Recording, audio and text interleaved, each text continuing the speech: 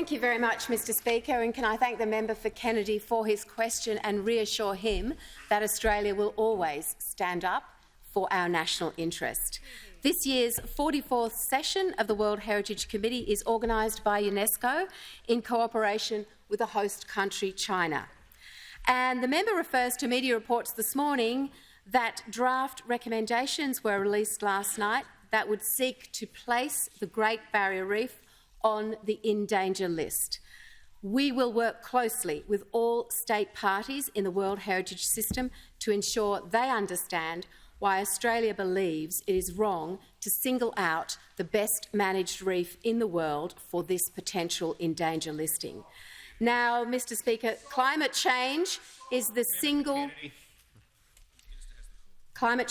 single biggest threat to all of the world's reef ecosystems, not just Australia's. And there are 83 natural World Heritage properties facing climate change threats, so it's not fair to simply single out Australia. The draft recommendation was based on old data. UNESCO and the World Heritage Centre didn't actually come and inspect the reef for themselves. And this means, Mr Speaker, that they have failed to witness firsthand the enormous efforts of traditional owners, farmers, tourism operators and communities up and down the reef coast who are working with the Australian and Queensland governments to protect the reef.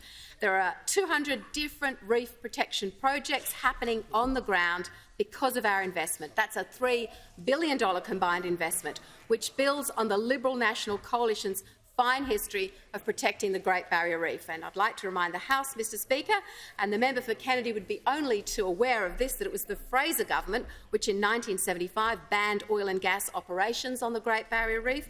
In 1981, it was under the stewardship of the Liberal National parties that the Great Barrier Reef won World Heritage status. On this side of the House, we have a proud and determined record in protecting this national icon, and that will continue.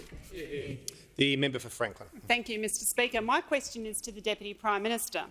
The head of Women in Agriculture has said reappointing the Deputy Prime Minister to his role would be a demonstration government members, quote, haven't been listening to women, end quote. In his capacity as Minister for Regional Development, what does the Deputy Prime Minister say to women in agriculture? The Deputy Prime Minister has the call. Well, I thank the honourable member for a question, and might I say, as father of 4 daughters, that I have obviously an incredible vested interest in making sure that women in agriculture, women in every section of society have the best opportunity and the safest environment that they could possibly live in. I note that in agriculture, as we well know, so many businesses are a partnership where that family unit is instrumental. It's instrumental in the success of the operation. And that was the family unit that I grew up in with my mum and my dad, and where mum, if she wasn't running the finances of the farm, she was also at times the worker in the paddocks with dad.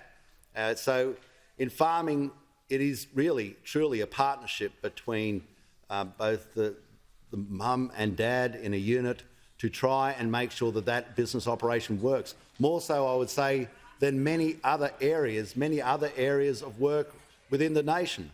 So it is without a shadow of a doubt that I have the greatest respect for what is truly half the reason that the Australian agriculture has had the success that it has had.